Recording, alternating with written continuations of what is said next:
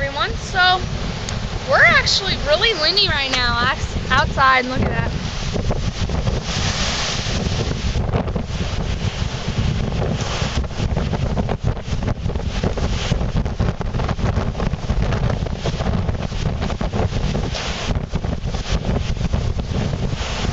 Really bad outside actually.